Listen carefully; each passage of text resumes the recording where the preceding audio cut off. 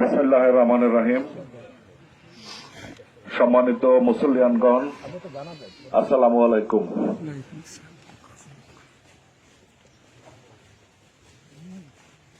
আমাদের সকলের প্রিয় নেতা শ্রদ্ধাস্পদ দেলোয়ার ভাই নামাজে জানাজায় আমি বক্তব্য রাখতে দাঁড়িয়েছি। যে আইলা পতাকাটার পূর্ণভূমিতে তিনি একদিন জন্ম নিয়েছিলেন, তার নিজের সিদ্ধান্ত অনুযায়ী সেই আইলা পতাকাটার পবিত্র মাটিটি তার সমাহিত করা হবে এবং তিনি নিজেই সেটা বলে গিয়েছেন। তার বাবা মায়ের কবরের পাশে যেন তার দাফন হয়। অনেকেই অনেকভাবে তাকে উপস্থাপন করেছেন। কেউ বলেছেন উনি এমপি ছিলেন, কেউ বলেছেন উনি জেলা পরিষদের চেয়ারম্যান ছিলেন, উপজেলা চেয়ারম্যান ছিলেন, ইউনিয়ন পরিষদের চেয়ারম্যান ছিলেন। একজন রাজনৈতিক নেতার জীবনে যতখানি সম্মান, মর্যাদা, সুনাম, সুখ্যাতি থাকা উচিত, সৃষ্টিকর্তা তাকে সবকিছু দিয়েছিলেন আপনাদের মাধ্যমে। কিন্তু আমার কাছে তার এই পরিচয়গুলো বড় নয়। আমি তাকে যে কয়দিন চিনি, আমার কাছে দেলোয়ার ভাইয়ের সবচেয়ে বড় পরিচয় হল তিনি গণমানুষের নেতা ছিলেন। এবং আমি প্রায় বলতাম, দাদা আপনি দক্ষিণ অঞ্চলে ভোটের রাজা। ভোট এই দক্ষিণ অঞ্চলে কোন মানুষ নিঃস্বার্থ ভাবে বিনা পয়সায় পায় না। এই মানুষ আপনাকে জানতে গেছে। মাননীয় প্রধানমন্ত্রী 3-4টা ইলেকশন দলীয় সিদ্ধান্তের বাইরে করার পরেও মাননীয় প্রধানমন্ত্রী আপনাকে জেলা পরিষদের মনোনয়ন দিয়েছিলেন।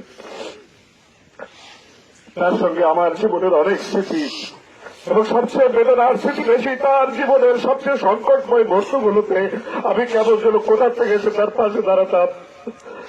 অনেকদিন তার সঙ্গে যোগাযোগ নেই হস্ত। পরশুদিন তার আগের দিন ভাবি ফোন করছে। এবার মাসখানেক আগে একবার আপনার কিডনি ডায়ালিসিসের জন্য রাহাত আনোয়ারের দেয় বরিশাল, ওইটা 3500 টাকা লাগে। শেরে বাংলা মেডিকেলে পয়সা লাগে না এবং সেখানে চিকিৎসাও ভালো। আমাকে ফোন করছে, ভাবি যে টুকু ব্যবস্থা করো। তো দেলোয়ার ভাই বলতেছিল যে কাউকে বলছো যে শেরে বাংলায় আবার কিডনি ডায়ালিসিস জানাও কাউকে, কে করবে, তোমরা কার কাছে বলবা? তো ভাবি বলছে যে টুকুরে বলছি। তখন সে বলছে হ্যাঁ টুকু পারবে। তো এই যে আস্থা এবং ভালোবাসা, যতদিন তার সঙ্গে রাজনৈতিক ভাবে তার সঙ্গে তো রাজনীতির সম্পর্ক মিশেছি, অপরিসীম আদর, স্নেহ, ভালোবাসা দিয়েছে। এই অঞ্চল, এই যে 4, 5, 6, এই যে হাজার হাজার মানুষের এই যে অধ্যুষিত এলাকায় একটা অভিভাবক শূন্য হয়ে গেলাম, এই অভিভাবকত্ব আমরা কি দিয়ে পূরণ করবো জানি না। আমি এই অঞ্চলের সমস্ত মানুষের কাছে বলি যে আপনারা দোষ ত্রুটি থাকতে পারে, দোষে গুণী মানুষ, কিন্তু মহান সৃষ্টিকর্তা মহান আল্লাহ রাব্বুল আলামিনের কাছে প্রার্থনা করি সবাই দোয়া করবেন মহান আল্লাহ যেন তাকে বেহেশত নসিব করে এবং তার শোকাবিভূত পরিবার বর্গ যেন সুস্থভাবে সুন্দরভাবে আমাদের মাঝে বেঁচে থাকতে পারে। এই হাজার হাজার মানুষের কাছে দেলোয়ার ভাইয়ের জন্য